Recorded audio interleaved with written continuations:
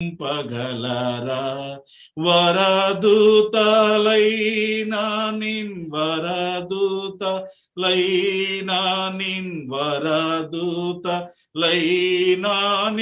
వర్ణింపగలరా పరిశుద్ధ పరిశుద్ధ పరిశుద్ధ ప్రభువా. పరిశుద్ధ పరిశుద్ధ పరిశుద్ధ నాయన, నా ప్రభువా, నా రక్షకుడా తండ్రి, నీకు వందనములు, స్తుతులు, స్తోత్రములు తండ్రి. అయా, నీ ప్రియ సంఘాన్ని, వధువు సంఘాన్ని ప్రభా నువ్వు ఎంతగానో ప్రేమించి నాయన, అయా వివాహము చేసుకొని వివాహ మహోత్సవానికి నాయన ఈరోజు మమ్మల్ని అందరినీ ప్రభా తండ్రి, అయా తండ్రి, ఆ మహోత్సవాన్ని దర్శించటానికి ప్రభా మాకు ఇచ్చిన ఈ అవకాశాన్ని బట్టి నీకు వందనములు, స్తుతులు, స్తోత్రములు. శక్తి గల దేవా, మహిమ గల దేవానికి వందనాలయ్యా ప్రభా తండ్రి. ఇదిగోనైనా ఆ మహిమకరమైన అయా తండ్రి ఆ సందర్భంలో మేమందరము గుమిగూడి ఉండే భాగ్యాన్ని మాకు దయచేయమని ప్రార్థన చేస్తున్నాం తండ్రి. ఆ వివాహ మహోత్సవము అయా తండ్రి అద్భుతకరమైనది, ఆశ్చర్యకరమైనది తండ్రి, ఉన్నతమైనది, మహిమకరమైనది నాయన ప్రభా. ఆ వివాహ మహోత్సవములో మేమందరము కూడా ఉండే భాగ్యాన్ని, వధువుగా ఆ వధువు సంఘముగా మేముండే భాగ్యాన్ని తండ్రి మాకిమ్మని ప్రార్థన చేస్తున్నాం అయ్యా. తన భార్య తాను సిద్ధపరచుకున్నది అని చెప్పిన మాటను బట్టి అయ్యా మమ్మల్ని మేము సిద్ధపరచుకుంటూ వధువు సంఘముగా మార్చబడుతూ తండ్రి స్తోత్రం అయ్యా. ప్రభా తండ్రి, నిన్ను నీ వివాహ మహోత్సవములు నీ పక్కన తండ్రి సింహాసనం మీద కూర్చునే భాగ్యము మాకందరికీ దయచేయమని, అట్టి ధన్యత, అట్టి దర్శనము తండ్రి ఈరోజు మేము పొందుకుని అయినా సంతోషం, ఆనందముతో మా హృదయాలు ఉప్పొంగే భాగ్యాన్ని మాకు దయచేయమని మమ్మల్ని అందరినీ తండ్రి నీ చేతికి అప్పజెప్పుకుంటూ మీరే మహిమ ఘనత పొందుకోమని మా రక్షకుడు మా ప్రభు యేసుక్రీస్తు పరిశుద్ధ నామాన్ని బట్టి వేడుకుంటున్నాం తండ్రి.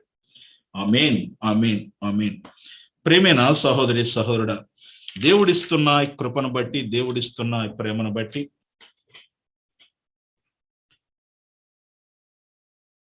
ప్రకటనా గ్రంథము 19వ అధ్యాయము, ప్రకటనా గ్రంథము 19వ అధ్యాయము 6, 7, 8, 9 వచనములు మనం చదువుకుందాం. ప్రకటనా గ్రంథము 19వ అధ్యాయము 6 నుంచి 9వ వచనం వరకు.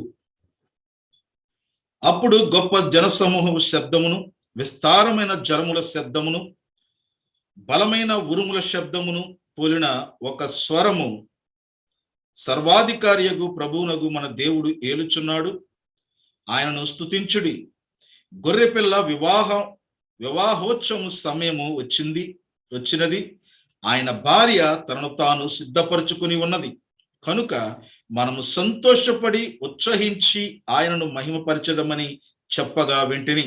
మరియు ఆమె ధరించుకున్నటకు ప్రకాశములను నిర్మలములైన సన్నపు నారబట్టలు ఆమెకు ఇవ్వబడెను, అవి పరిశుద్ధుల నీతి క్రియలు. మరియు అతడు నాతో ఇలాగు చెప్పెను, గొర్రెపిల్ల విందుకు పిలువబడిన వారు ధన్యులు అని రాయము. మరియు ఈ మాటలు దేవుని యథార్థమైన మాటలని నాతో చెప్పెను. నా ప్రియ సహోదరి సహోదరుడా, గొర్రెపిల్ల వివాహ మహోత్సవం గురించి యోహాను గారి దర్శనంలో చూస్తున్నారు. మనకు తెలుసు గొర్రెపిల్ల అంటే యేసుక్రీస్తు వారని. ఆయన భార్య, పెళ్లి కుమార్తెగా సిద్ధపడుతున్న భార్య, వధువు సంఘమని, తన ప్రియ సంఘమైన మనమేనని మనకు తెలుసు. ఈరోజు ప్రాముఖ్యముగా దేవుడు మనతో మాట్లాడబోతున్న మాట ఏమిటి అంటే, ఈ వివాహ మహోత్సవానికి ఎవరెవరు ఉన్నారు, ఈ వివాహ మహోత్సవంలో ఎవరెవరు పాల్గొన్నారు, ఆ వివాహ మహోత్సవాన్ని ఎవరెవరు చూశారు, ఆ వివాహ మహోత్సవంలో ఆ సంతోషము, ఆ ఆనందము. ఎందుకంటే అక్కడ చెప్పబడిన మాట, మీరు సంతోషపడి ఉత్సహించి ఆయన మహిమపరచుడి. ఆ సంతోషకరమైన, మహిమకరమైన ఆ సందర్భాన్ని ఎవరు పాలు పంచుకున్నారు? పరిశుద్ధాత్మ దేవుడు ఈరోజు మనకి తెలపబోతున్నాడు. ప్రియ సోదరుడు, అంత గొప్ప మహిమ గల సందర్భంలో పరిశుద్ధాత్మ దేవుడు చెప్తున్నాడు, మనము ఉండాలి. ఈ యొక్క సందర్భాన్ని బట్టి ఎవరెవరు ఉన్నారు అంటే, ఈ 19వ అధ్యాయం 1వ వచనం నుండి ఈ 9వ వచనం వరకు 7 గుంపులు ఇక్కడ ఉన్నాయి. 7 గుంపులు, 7 గుంపులని కాదు, 7గురు సందరు ఉన్నారు. ఒకరు తండ్రి అయిన దేవుడు, తండ్రి అయిన దేవుని సముఖములో, తండ్రి అయిన దేవుడు ఆ ప్రాంతంలో ఉండి తన ప్రియ కుమారుడి యొక్క వివాహం జరిపిస్తానికి తండ్రి అయిన దేవుడు ఉన్నాడు. 2 గొర్రెపిల్ల యేసుక్రీస్తు వారు వరుడుగా యేసుక్రీస్తు వారు ఉన్నారు. 3వది వధువు భార్యగా, పెళ్లి కుమార్తెగా ఈ సందర్భంలో పాలు పంచుకుంటుంది. ఇక 4 నా ప్రియ సహోదరి సరుడ 24 మంది పెద్దలు అనే రాయబడి ఉంది, పెద్దలు. ఇక 5గా జీవులు, 4 జీవులు ఈ వివాహ మహోత్సవంలో పాలు పంచుకుంటున్నాయి. ఇక 6వదిగా దేవుని యొక్క దాసులు ఉన్నారు, దేవుని యొక్క దాసులు ఉన్నారు. ఇక 7వదిగా అతిథులు ఉన్నారు. అతిథులు తండ్రి కుమారుడైన యేసుక్రీస్తు వారు, వధువు సంఘము, 24 మంది పెద్దలు, 4 జీవులు, దేవుని యొక్క దాసులు మరియు అతిథులు ఉన్నారు. 7 గుంపులు, 7గురు ఉన్నారు. వీళ్ళు ఎవరెవరు? అతిథులంటే ఎవరు? దేవుని దాసులంటే ఎవరు? 24 పెద్దలంటే ఎవరు? 4 జీవులంటే ఎవరు?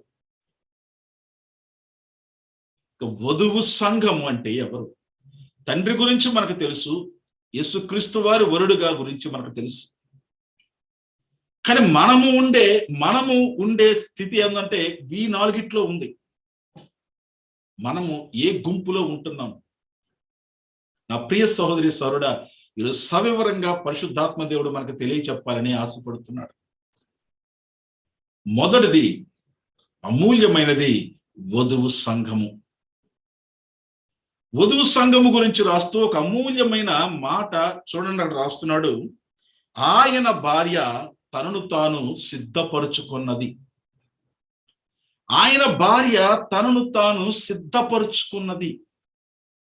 ఇక్కడ యేసుక్రీస్తు వారు సిద్ధపరచలేదు, పరిశుద్ధాత్మ దేవుని సహాయంతో ఆయన భార్య తనను తాను సిద్ధపరుచుకున్నది. ఇక్కడ ఇంకా గొప్ప అర్థం ఉంది.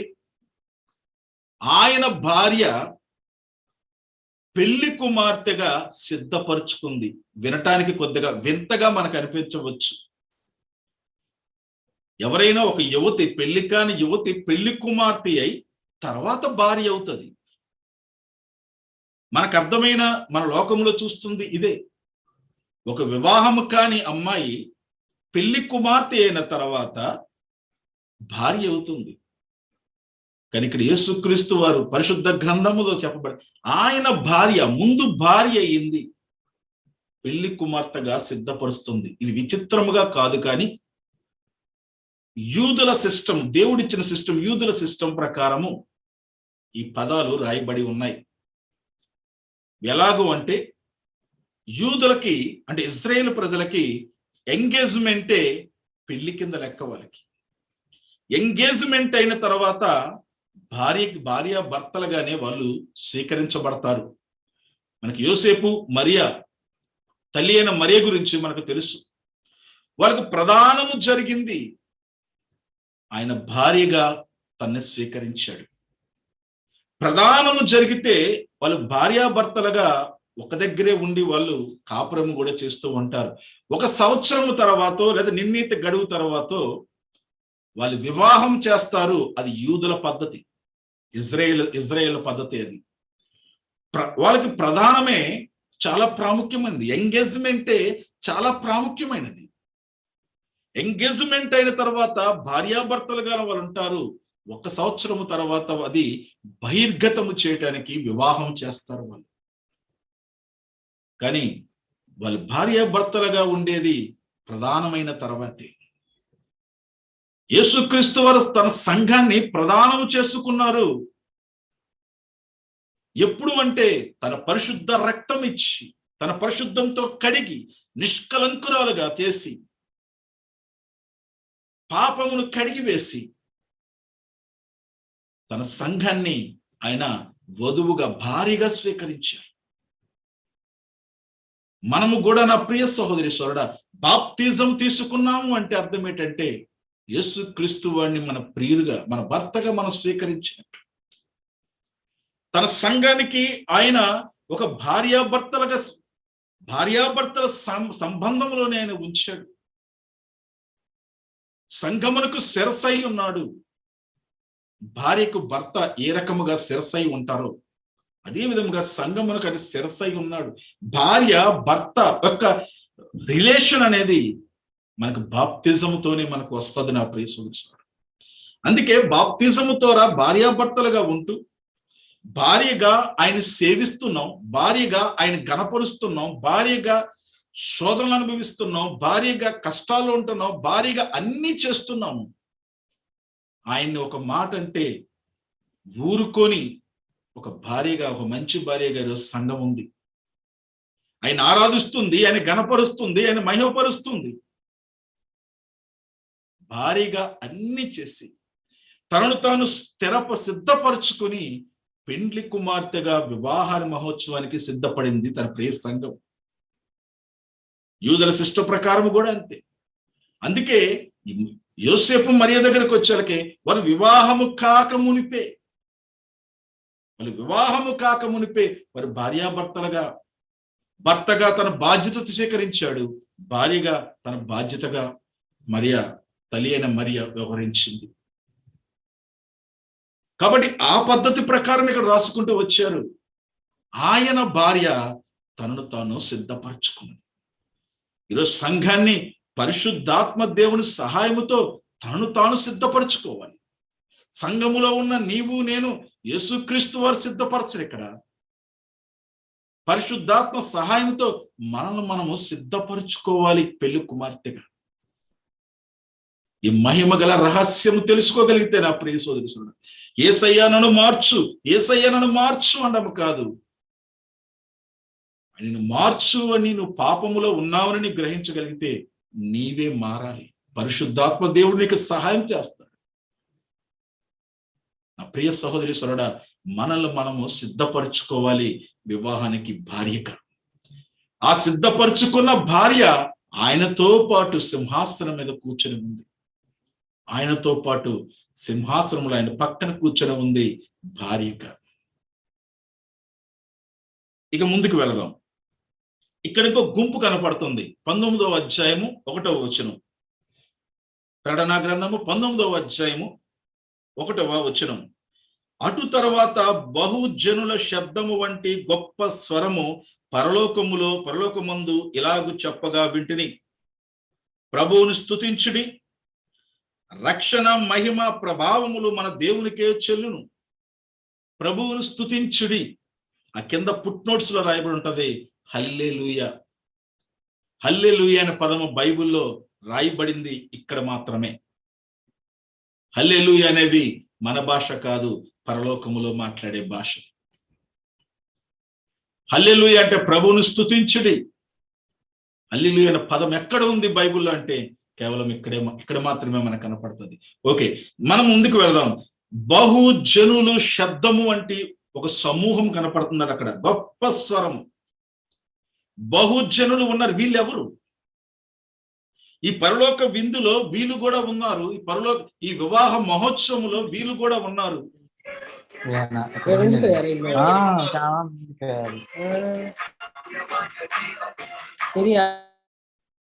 వీళ్ళు కూడా ఉన్నారు. నా ప్రియ సహోదరి సహోదరుడా, వీళ్ళు ఎవరు? బహుజనులు. చూడండి, బహుజనులు అనేది మనకి ఎక్కడ వస్తుందంటే ప్రకటన గ్రంథము 7వ అధ్యాయము, ప్రకటన గ్రంథము 7వ అధ్యాయము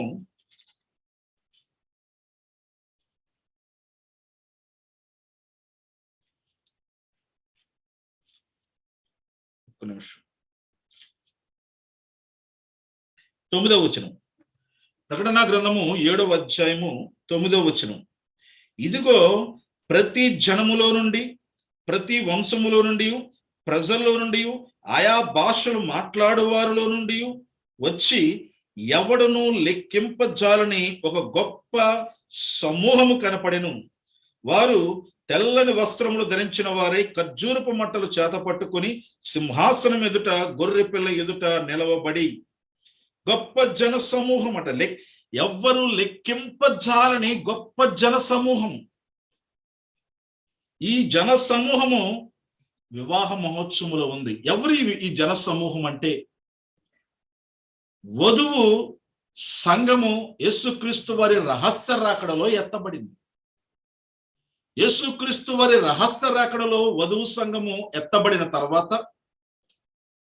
భూమి మీద అంత్యక్రీస్తు పరిపాలన మొదలవుతూ ఉంటది.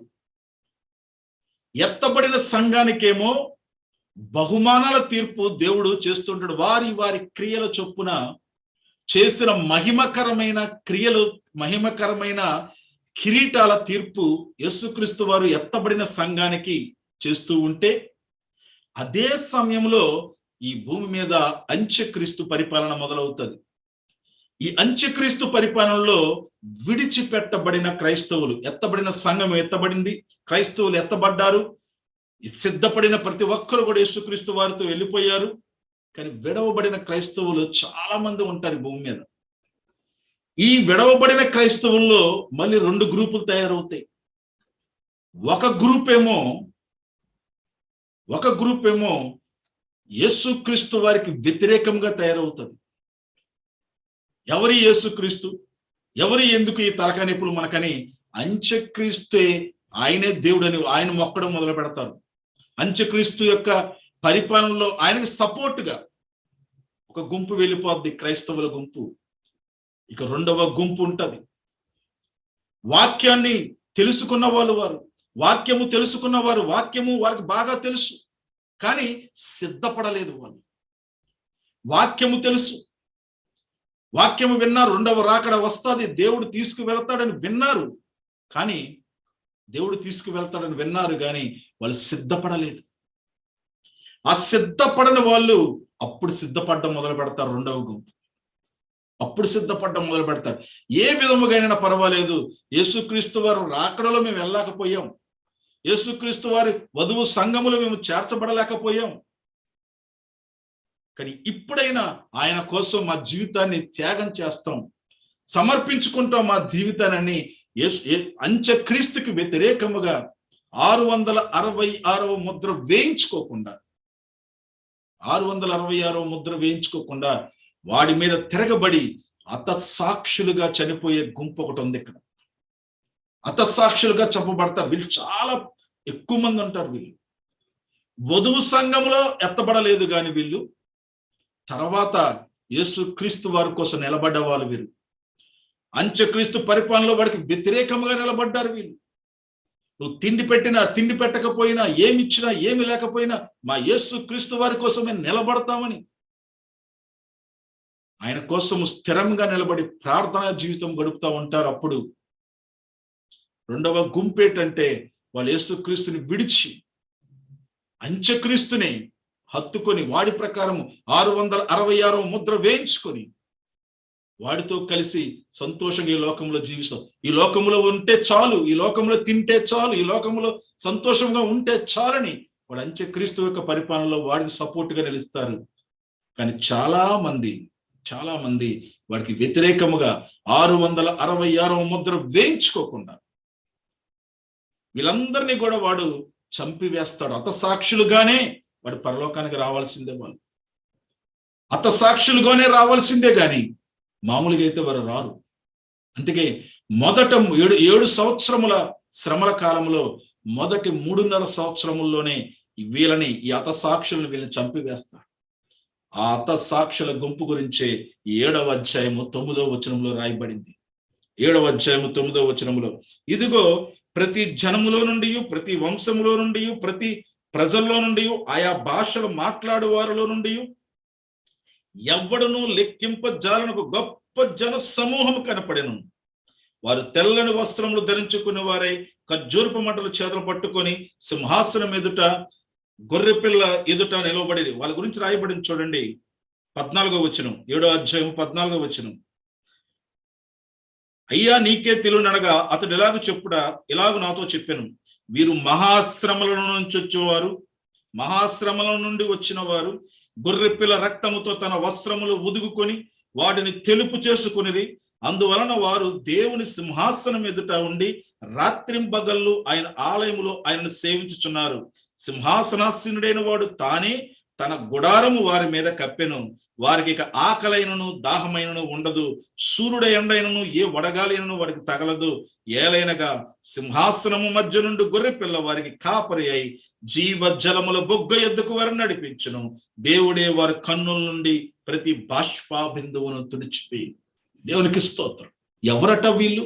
మహాశ్రమల కాలంలో నుంచి వచ్చిన వారు వీళ్ళు. మహాశ్రమల కాలం, సంఘం ఎత్తబడిపోయిన తర్వాత మిగిలిపోయిన క్రైస్తవుల్లో ఒక గుంపు వీళ్ళు. అప్పుడు నిలబడ్డారు, ముందేమో సిద్ధపడలేదు రాకడికి. సిద్ధపడమని దైవ సేవకులు ఎంత చెబుతున్నా వాళ్ళు సిద్ధపడలేదు. సిద్ధపడకుండా మిగిలిపోయిన గుంపు అంత్యక్రీస్తు పరిపాలనలో హతసాక్షులుగా హింసించబడి, బాధపడి, శ్రమలు పడి, నరకము అనుభవించి వారు హతసాక్షులుగా చంపబడతారు. ఆ గుంపు ఈ వివాహ మహోత్సవంలో మనకు కనపడుతుంది. నా ప్రియ సోదరులారా, ఎవరు వీళ్ళంటే అతిథులు. వీళ్ళు అతిథులు పోస్టే వీళ్ళు. ఆలోచించండి, అతిథులు గొప్పవారా? వివాహములో వధువు గొప్పదా? మనం అతిథుల్లాగా ఉండాలా? వధువుగా యేసయ్య పక్కన కూర్చునే భాగ్యం సంపాదించుకోవాలా? ఈ వివాహ మహోత్సవం ప్రియ సోదరులారా, ఈ వివాహ మహోత్సవంలో ఉన్న ఒక గుంపు బహుజనులు, వీళ్ళు హతసాక్షులుగా చెప్పబడ్డారు. వీరు అతిథులు మాత్రమే. వీరు అతిథులు మాత్రమే. మనకు తెలిసిన ఇంకొక మాట మీకు తెలియచెప్పాలని నేను ఆశపడుతున్నాను. ఇంకొక మాట మీకు తెలియజెప్పాలని ఆశపడుతున్నాను. వీళ్ళందరినీ యేసుక్రీస్తు వారు చూడండి, ప్రకటనా గ్రంథము 14వ అధ్యాయము,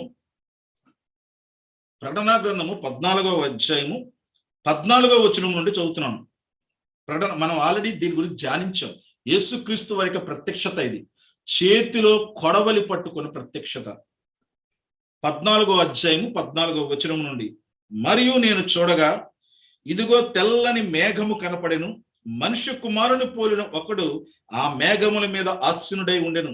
అతడు శిరస్సు మీద సువర్ణ కిరీటమును, చేతిలో వాడిగల కొడవలి ఉండెను. యేసుక్రీస్తు ఎలా కనపడుతున్నారు చూడండి. మనిషి కుమారుని పోలిన వాడు, మనిషి కుమారుని పోలిన వాడు ఒకడు యేసుక్రీస్తు వారు కనపడుతున్నారు, ప్రత్యక్షతలో కనపడుతున్నారు. ఆయన తల మీద సువర్ణ కిరీటం ఉందట, చేతిలో ఏముందట? వాడిగల కొడవలి ఉందట. ఆయనకి వాడిగల కొడవలి ఉండెను. అప్పుడు మరి యొక్క దూత దేవాలయం నుండి విడల వచ్చి భూమి పైన పైరు పండి ఉన్నది, కోతకాలము వచ్చినది, నీ కొడవలి పెట్టి కోయమని గొప్ప స్వరముతో మేఘముల మీద ఆసీనుడైన వారితో చెప్పెను. మేఘముల మీద ఆసీనుడైన వాడు తన కొడవలి భూమి మీద వేయగా భూమి పైన పంట కోయబడెను. ఆలోచించండి, ఏ పంట ఉంది ఇక్కడ? ఆత్మల పంట ఉంది ఇక్కడ. ఏ ఆత్మల పంట? అని కోసే పంట ఏ పంట? సంఘమేమో హ్యాపీగా మధ్యాకాశానికి వచ్చారు. ఆయన మధ్యాకాశానికి వచ్చి నా ఆత్మ, నా సంఘమా, నా ప్రియ భార్య నా దగ్గరకు వచ్చాయి అని సంఘాన్ని తీసుకుపోయాడు. శ్రమల కాలపు మధ్యలో యేసుక్రీస్తు వారు కొడవలి పట్టుకొని మిగిలిన పంటను, పంట పండి ఉందట, ఆ మిగిలిన పంటను కోయటానికని కొడవలు పట్టుకొని వస్తున్నాడు. ఏ పంటో తెలుసా? ఇదిగో మహాజనుల యొక్క పంట. శ్రమకాలములో యేసుక్రీస్తు వారిని పట్టుకొని హతసాక్షులుగా ఉన్న పంటది. హతసాక్షులుగా ఉన్న పంటది. వధువు సంఘం వెళ్ళిపోయిన తర్వాత అంత్యక్రీస్తు పరిపాలనలో శ్రమలు పొందుతూ, బాధలు పొందుతూ, హింసించబడుతూ, నానా విధములైన మహాశోధన, మహావేదనలో వాళ్ళు గడుపుతూ కూడా యేసుక్రీస్తు వారే నిజమైన దేవుడిని పట్టుకొని 666వ ముద్ర వేయించుకోకుండా, అంత్యక్రీస్తుకి తల యొగ్గకుండా, చచ్చిపోవటానికి కూడా సిద్ధపడిన ఈ ఆత్మల పంటను కోయటానికి యేసుక్రీస్తు వారు కొడవలి పట్టుకొని వచ్చారు. ఇంతకీ ఈయన ఎప్పుడు వచ్చారు? మనకందరికీ తెలిసిన ఒక మర్మం మీకు చెప్తాను చూడండి. మత్తయి సువార్త, మనకందరికీ తెలిసిందే. మత్తయి సువార్త 25వ అధ్యాయము. మత్తయి సువార్త 25వ అధ్యాయము. మనకు తెలుసు 10 మంది కన్యకల గురించి. అందులో ఆయన చూడండి 10వ వచనం. 25వ అధ్యాయము మత్తయి సువార్త 10వ వచనం. వారు కొనబోగుతుండగా పెళ్లి కుమారుడు వచ్చెను. అప్పుడు సిద్ధపడి ఉన్న వారిని అతనితో కూడా పెళ్లి విందుకు లోపలికి పోయిరి. దేనికి వెళ్ళారు? ఈ 5 జ్ఞానము కలిగి బుద్ధి గల కన్యకలు, 5 బుద్ధి గల కన్యకలు, 5 బుద్ధి లేని కన్యకలు వచ్చారు. ఈ 5 బుద్ధి లేని కన్యకలు, బుద్ధి గల కన్యకలు 10 మంది కూడా నిద్రపోతున్నారు. కానీ పరిశుద్ధ గ్రంథం ఏం చెప్తుంది? వధువు సంఘానికి నువ్వు మెలకువగా ఉండి ప్రార్థన చేయి, ఆయన ఎప్పుడు వస్తాడో తెలియదు, నువ్వు అనుక్షణం మెలకువగా ఉండు అని చెప్తుంటే వీళ్ళు 10 మంది నిద్రపోతున్నారు. ఈ 10 మంది నిద్రపోతున్నారు. ఆయన వచ్చాడు. ఎప్పుడు వచ్చాడు? అర్ధరాత్రి వేళ. అర్ధరాత్రి వేళ ఆయన వచ్చాడు. అర్ధరాత్రి వేళ ఆయన వచ్చి ఈ బుద్ధి గల కన్యకల్ని 5 తీసుకొని ఎక్కడికి వెళ్ళాడు? ఆయన పెళ్లి విందుకు వెళ్ళాడు. పెళ్లి విందుకు తీసుకువెళ్ళాడు. పెళ్లి విందు కంటే ఎప్పుడు పెళ్లి విందు అవుతుంది? పెళ్లి అయిపోయిన తర్వాత పెట్టేది విందు. పెళ్లి అయిపోయిన తర్వాత పెట్టేది విందు. ఈ పెళ్లి విందుకి ఈ 5 తీసుకుని వెళ్ళాడు. అతిథులు వీళ్ళు. ఎవరి అతిథులు అంటే, ప్రియ సోదరి సోదరుడా, ఈ వాక్యం ఎవరి కోసం రాయబడిందంటే సంఘము ఎత్తబడిన తర్వాత విడవబడిన సంఘము కోసం రాయబడింది.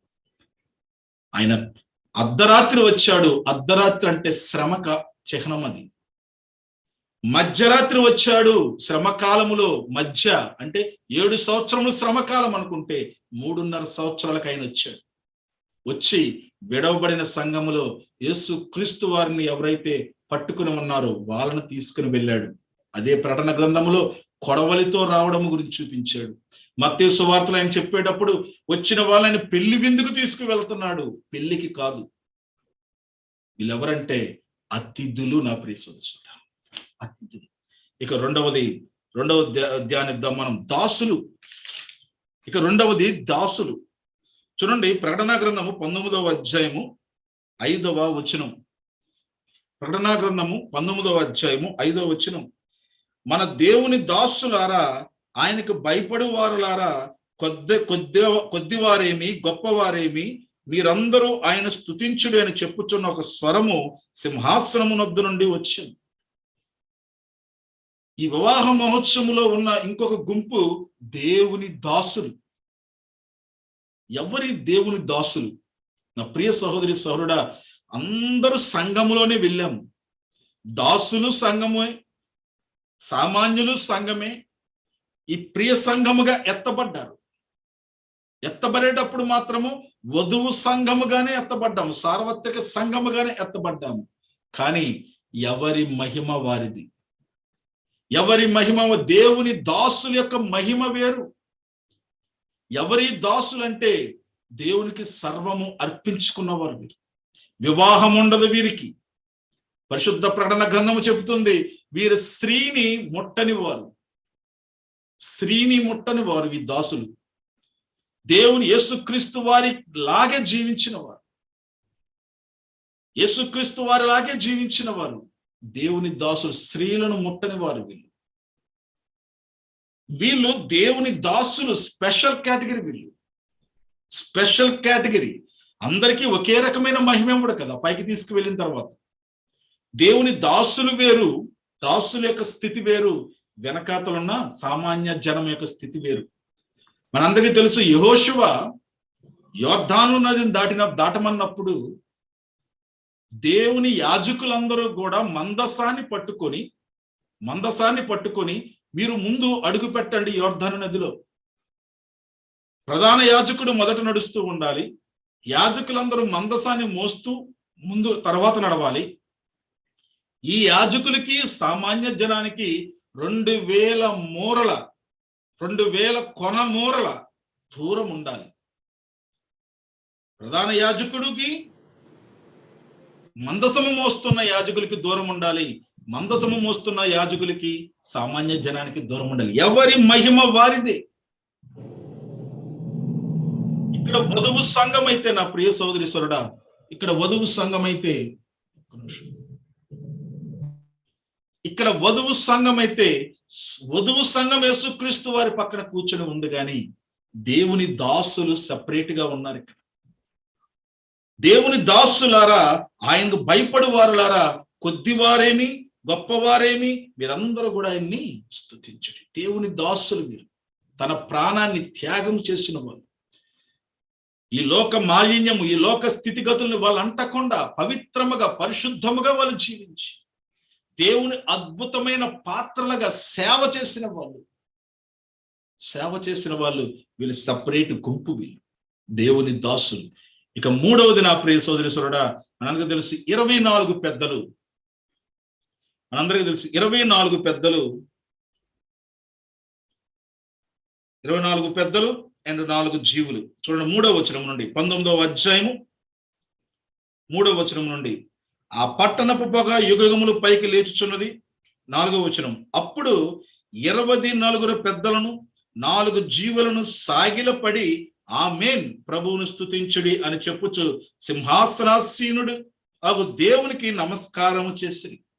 వధువేమో యేసయ్య పక్కన ఉంది, అతిథులేమో మధ్యలో వచ్చారు, దేవుని దాసులు చెప్తున్నాడు మీరు స్తుతించండి దేవుణ్ణి అని చెప్తున్నారు. అక్కడున్న ఇంకొక గుంపు ఉంది, 24 పెద్దలు అండ్ 4 జీవులు. ఇది ప్రకటన గ్రంథము 4వ అధ్యాయంలో రాయబడి ఉంది వీళ్ళ గురించి. ఈ 24 పెద్దలు, ఈ 4 జీవుల గురించి చాలా చాలా చాలా రకాలుగా చాలా మంది చెప్తూ ఉంటారు. కానీ వీళ్ళ గురించి నేను చెప్తున్నది, అంటే నేను చెప్పేది సత్యం అవ్వచ్చు కాకపోవచ్చు, ప్రకటన గ్రంథంలో ఎవరు చెప్పినా, ప్రకటనా గ్రంథం విశ్లేషణ ఎవరు చేసినా అలాగే జరుగుతుందని మాత్రము ఎక్కడా ఉండదు ప్రియ సోదరీశ్వరుడా. కానీ వాక్య రీతిగా మనం ధ్యానిస్తున్నాము కాబట్టి సిద్ధపడ్డము, మనందరము సిద్ధపడాలి, వధువు సంఘములో ఉండాలి, ఇదే టార్గెట్. 24 పెద్దలు 4 జీవులు అంటే పాత నిబంధన కాలానికి సంబంధించిన వాళ్ళు. ఎందుకంటే కొత్త నిబంధనలో దాసులు సంఘము ఏ రకముగా డిఫరెన్స్ ఉందో, దాసులైన వారు సపరేట్ గుంపుగా ఉన్నారు, యేసయ్య పక్కన కూర్చున్న వధువు సంఘము ఒక సెపరేట్ గా ఉంది కొత్త నిబంధన కాలము. అలాగే పాత నిబంధన కాలంలో 24 పెద్దలు 4 జీవులు సెపరేట్ గా ఉన్నారు. వాళ్ళు 4 జీవులు సెపరేట్. 24 పెద్దలు ఎవరంటే పాత నిబంధన కాలములో పరిశుద్ధులలో ప్రముఖులు వీరు. పాత నిబంధన కాలములో పరిశుద్ధులలో ప్రముఖులు వీరు.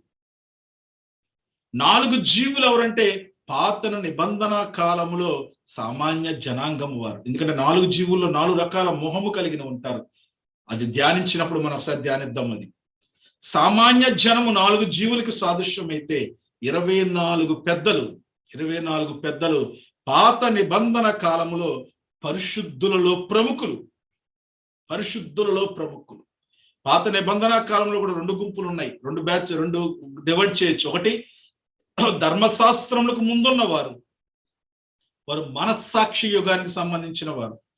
మోషే గారి తర్వాత ధర్మశాస్త్రం వచ్చింది, ధర్మశాస్త్ర యుగం వారు ఒకరు. ధర్మశాస్త్రానికి ముందు మనస్సాక్షి యుగం ఉంది.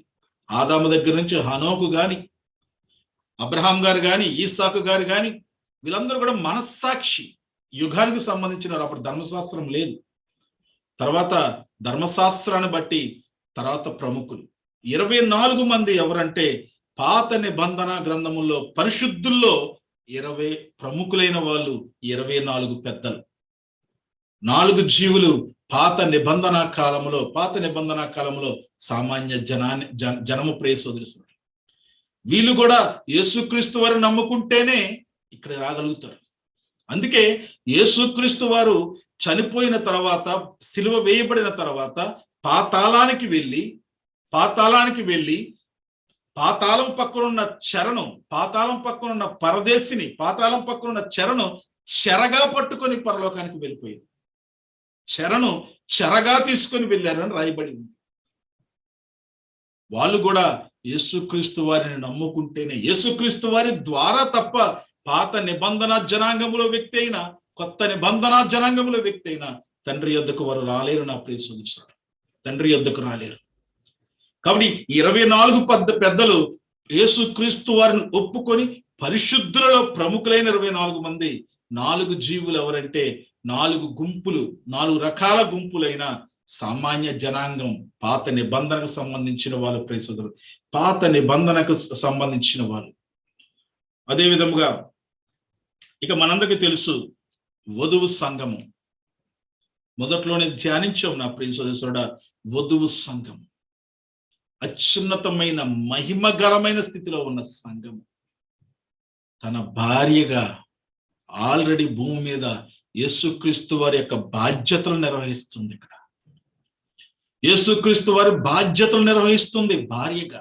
యేసుక్రీస్తుని సేవిస్తుంది, యేసుక్రీస్తుని ఘనపరుస్తుంది, యేసుక్రీస్తు వారిని మహిమపరుస్తుంది, యేసుక్రీస్తు వారితో కలిసి జీవిస్తుంది, యేసుక్రీస్తు వారితో కలిసి నడుస్తుంది. భార్యగా, సంఘముగా యేసుక్రీస్తు వారితోనే ఉంటుంది. ఈ సంఘము తనను తాను సిద్ధపరచుకుంది, పెళ్లి కుమార్తెగా సిద్ధపరచుకుంది. ఎందుకంటే పోయినసారి నేను పెళ్లి కుమార్తె అనే ఒక మెసేజ్లో చెప్పాను. ఈ సంఘములోనే బాప్తిజం తీసుకున్న మనలోనే ఇంకా సిద్ధపడని వాళ్ళు చాలా మంది ఉన్నారు. ఈ సంఘములోనే ఇంకా వివాహ మహోత్సవానికి ఇంకా వయసు రాని వాళ్ళు, సిద్ధపడని వాళ్ళు చాలా మంది ఉన్నారు. వాళ్ళ గురించి కాదు కానీ ఎవరైతే సిద్ధపడి ఉన్నారో, ప్రభువా నాయన నువ్వు ఎప్పుడు వచ్చినా పర్లేదు. చూడండి, పరమగీతాలు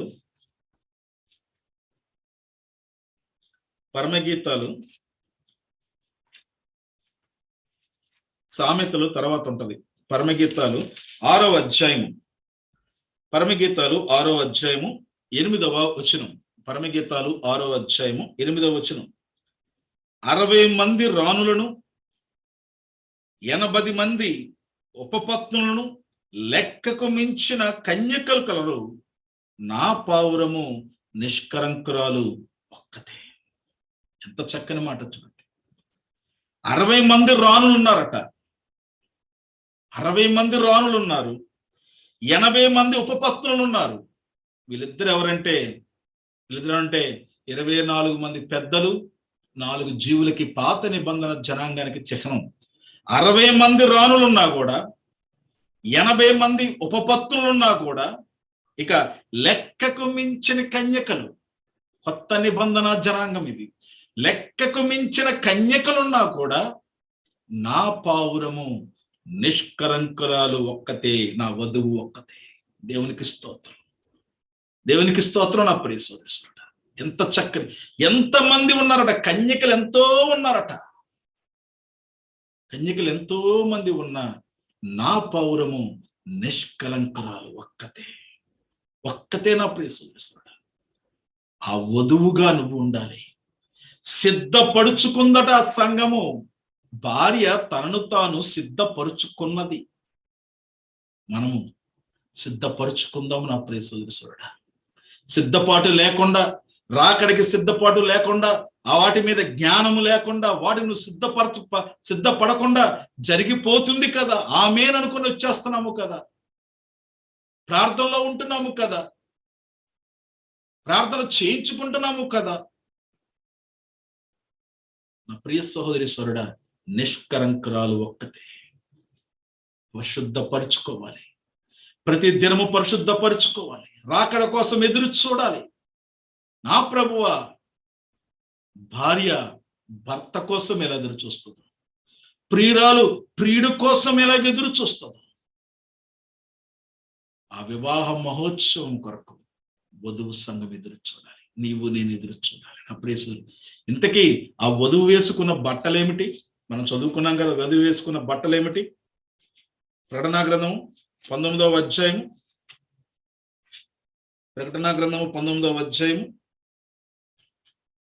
8వ వచనం. మరియు ఆమె ధరించుకున్నటకు ప్రకాశములు నిర్మలమైన సన్నని నారబట్ట ఆమెకి ఇవ్వబడెను. అవి పరిశుద్ధుల నీతి క్రియలే. దేవునికి స్తోత్రం. ఆమెకి ఎలాంటి బట్టలు ఇచ్చాడట దేవుడు? మనం యొక్క పరిశుద్ధుల యొక్క నీతి క్రియలే. ఎవరు పరిశుద్ధులు అంటే యేసయ్య రక్తముతో కడగబడి, యేసయ్య రక్తంతో కడగబడి ప్రతి ఒక్కరు కూడా పరిశుద్ధులే.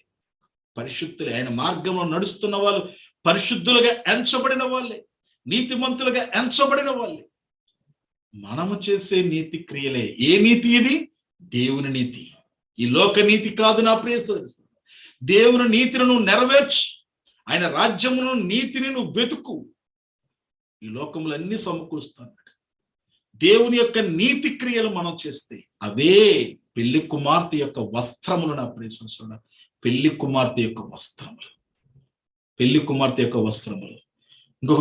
ఒక్కొక్క మాట చూపిస్తాను చూడండి. మీరు చదివే ఉంటారు చాలా సార్లు. లోకాసు వార్త చదివించి నేను ముగిస్తాను. లోకాసు వార్త 12వ అధ్యాయము, లోకాసు వార్త 12వ అధ్యాయము 35వ వచనం. లోకాసు వార్త 12వ అధ్యాయము 35వ వచనం. మీ నడుములు కట్టుకొని ఉండుడి, మీ దీపములు వెలుగుచుండనీయుడి. మన ప్రభువు పెళ్లి విందు నుండి వచ్చి తట్టగానే తలుపు తీటకు అతడు ఎప్పుడు వచ్చునో అని అతని కొరకు ఎదురు చూచు మనుషులు వలె ఉండుడి. ఎవరికి చెప్తున్నాడు ఈ మాట? ఆయన ఎక్కడి నుంచి వస్తున్నాడట? పెళ్లి విందు నుండి వచ్చి ఉన్నట్లుగా. యేసుక్రీస్తు వారు ఇది రాస్తున్నప్పుడు ఎవరి గురించి రాస్తున్నారంటే, ఆయన పెళ్లి విందు, వివాహ మహోత్సవం అయిపోద్ది. వధువుతో తన వివాహం అయిపోయిన తర్వాత పెళ్లి విందులు వస్తారు. ఈ పెళ్లి విందుకి అతిథులను తీసుకువెళ్తాడు ఆయన. 5 కన్యలు పెళ్లి విందుకు వెళ్ళారు. వాళ్ళు ఈ లోకంలో విడవబడిన సంఘమునికి ఆయన కొడవలి పట్టుకొచ్చి పంటను కోసి పెళ్లి విందుకు అతిథులుగా తీసుకువెళ్ళాడు. పెళ్లి విందు అవ్వగానే ఆయన మళ్ళీ వస్తున్నాడు. 2వ రాకడది. అక్కడ పెళ్లి విందు అవ్వడము లేటు. ఆయన రాకడలో, 2వ రాకడలో భూమి మీదకి రాబోతున్నాడు. తన వధువు సంఘముతో రాబోతున్నాడు, తన దాసులతో రాబోతున్నాడు, పాత నిబంధన పరిశుద్ధులతో రాబోతున్నాడు. అతిథులు ఆత్మరూపంలో మాత్రమే వెళ్ళారు. వాళ్ళు మళ్ళీ 2వ రాకడలో వచ్చినప్పుడు ఇక్కడే లేపబడి 1000 సంవత్సరముల పరిపాలనలో వాళ్ళు ఉంటారని అప్పుడు. వివాహ మహోత్సవంలో ఉన్న ఈ 7 గుంపులు, 7 వ్యక్తులు, మనం ఎక్కడ ఉండాలో తెలుసా? ఆయన పక్కన ఉండాలి. విడవబడిన వారిగా మనం ఉండొద్దు నా ప్రియ సోదరుడా. కష్టాలు, శ్రమలు, శోధనలు, 3.5 సంవత్సరాల మహాశ్రమల నుంచి అప్పటికి కూడా యేసయ్యను పట్టుకొని నిలబడితే అతిథుల్లా వస్తాం, తినేసిపోయే వాళ్ళగా వస్తాం, ఆకులు ఎత్తేసే వాళ్ళగా వస్తాం. వాళ్ళు అతిథులు మాత్రమే. పరలోకపు విందుకి, పరలోక వివాహ మహోత్సవానికి అతిథులు మాత్రమే వాళ్ళు. కానీ మనమే వధువు సంఘముగా ఉండగలిగితే మనమే సర్వస్వము యేసయ్యకి. యేసయ్య సర్వస్వము మనకి. మనము సరస్సుగా, ఆయన శిరస్సుగా, మన శరీరముగా, ఏక శరీరముగా ఉంటాం యేసయ్యతో కలిపి. ఆయనతో పాటు సింహాసనం మీద ఏది ఉత్తమం ఆలోచించిన ప్రియమైన, ఏది ఉత్తమం? అందుకే పరిశుద్ధాత్మ దేవుడు చెప్తున్నాడు, సిద్ధపడండి. రాకడ ఎంతో దూరంలో లేదు, అతి త్వరలోనే. పరిశుద్ధాత్మ దేవుడు చెప్తున్నాడు, అతి త్వరలోనే రాకడ రాబోతుంది. ఒకవేళ రాకడ లేట్ అయినా, మన పోకడ ముందైనా, మనం ఉండవలసింది వధువు సంఘంలోనే సిద్ధపడదాం. అట్టి కృపా ధన్యత దేవుడు మనకిచ్చి నడిపించునుగాక. ఆమేన్, ఆమేన్, ఆమేన్. ప్రార్థన చేసుకుందాం. కృపాసత్య సంపూర్ణుడా, మా రక్షకుడైన దేవానికి వందనములు, స్తుతులు, స్తోత్రము. శక్తి గల రాజా, మహిమ గల రాజ్యానికి వందనములు. గొప్ప దేవానికి వందనాలు అయ్యా ప్రభు. అయ్యా, గొర్రె పిల్ల వివాహ మహోత్సవము తండ్రి, స్తోత్రమయ్యా. మేము దర్శించుకున్న విధానాన్ని బట్టి నీకు వందనములు తండ్రి, నీకు వందనాలు, స్తుతులు, స్తోత్రము. అయ్యా, మహిమకరమైన, సంతోషకరమైన, ఆనందకరమైన ఆ సందర్భంలో నేను వధువు సంఘముగా మేము ఉండాలని ప్రభును ఆశపడుతున్నాం. అయ్యా, ఇంకా మాకు సమయం ఉంది నాయన. ఇంకా మేము పరిశుద్ధపరుచుకొని, మా పాపములు కడుక్కొని, అయ్యా నీ వాక్యపు వెలుగులో మా జీవితాలను నడుచుకునేటట్లు ప్రభా కృప చూపించండి.